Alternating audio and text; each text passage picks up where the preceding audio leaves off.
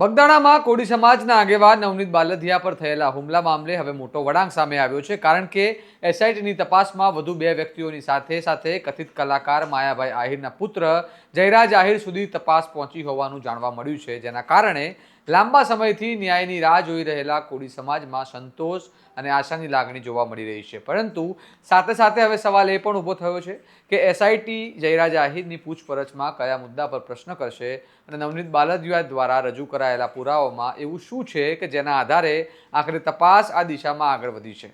આવો વિગતે વાત કરીએ સમગ્ર મામલા વિશે આ અહેવાલમાં. નમસ્કાર, હું ચિરાગ વર્ષાબેન, આપ જોઈ રહ્યા છો સ્વમાન.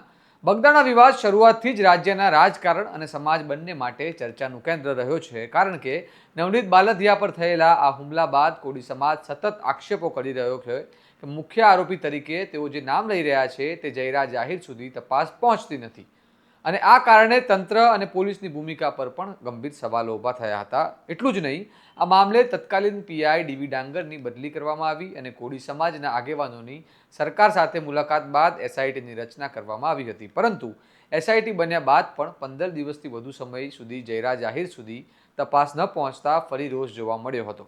હવે મળતી માહિતી મુજબ એસઆઈટીએ આખરે જયરાજ આહિરને આજે સાંજે 5 વાગે પૂછપરછ માટે બોલાવ્યા છે અને સાથે વધુ બે વ્યક્તિઓને પણ તપાસ માટે બોલાવવામાં આવ્યા છે, જેના કારણે એવી ચર્ચાઓ તેજ બની છે કે નવનીત બાલદિયા દ્વારા એસઆઈટી સમક્ષ રજૂ કરાયેલા નિવેદન અને પુરાવાઓમાં કદાચ એવું કોઈ મહત્વપૂર્ણ તત્વ છે જેના આધારે તપાસ આ દિશામાં આગળ વધી છે. અને આ જ કારણ છે કે હવે આ મામલો ફરી એક વખત રાજ્યભરમાં ચર્ચાનો વિષય બની ગયો છે.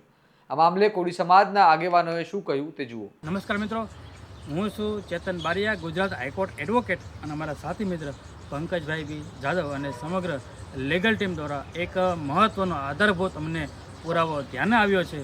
જે પુરાવો 29 ડિસેમ્બરના રોજ નવનીતભાઈ ઉપર 8 ઇસમો દ્વારા જે જીવલેણ હુમલો કરવામાં આવ્યો હતો, એ વિડીયોની માઇલ પર કંઈક ને કંઈક સવાલની અંદર જ જવાબ છુપાયેલો હોય એવો અમને લાગતા, અને ખાસ કરીને અમે ક્રિમિનલ ડિફેન્સ લોયર હોવાથી પુરાવા અને એવિડન્સ અને તથ્યો ઉપર અમારી ખાસ પકડ હોય છે. તો આ વિડીયોની માઇલ પર એક આરોપી અન્ય 6 આરોપીને પોતાના વિડીયો મારફતે વિડીયો કોલથી વાત કરી રહ્યા હોય અને સમગ્ર ઘટના એ નિહાળી રહ્યો હોય એવું અમને લાગતા, અને જયરાજના ફાર્મ હાઉસનો જે વિડીયો વાયરલ થયેલો હતો એમાં જે જયરાજે જે કપડાં પહેર્યા હતા એ જ કપડાં આ વિડીયોમાં જે આરોપી અન્ય આરોપીને બતાવતા હતા એ કલર સેમ કલર છે, એની બોડી પણ સેમ છે અને એના લોકેશન પણ સેમ છે.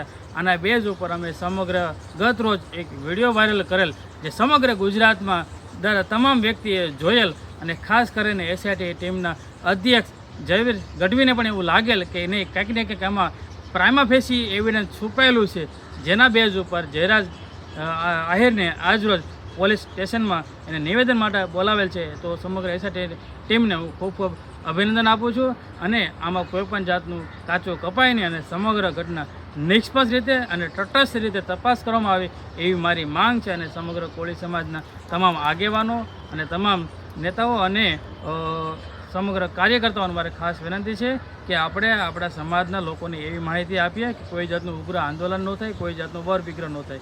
તો કાયદામાં રહીને આપણે ફાયદામાં રહી અને ન્યાય અને સત્ય તરફ આપણે આગળ વધીએ એવી મારી પ્રાર્થના છે. એસઆઈટી ટીમને ફરી એકવાર અભિનંદન પાઠવું છું. ભારત માતા કી જય. કોળી સમાજનું કહેવું છે કે તેમની લાંબા સમયથી ચાલતી માંગ હતી કે તપાસ નિષ્પક્ષ રીતે થાય અને કોઈ પણ નામ કે રાજકીય જોડાણ જોઈને કોઈને બચાવવામાં ન આવે.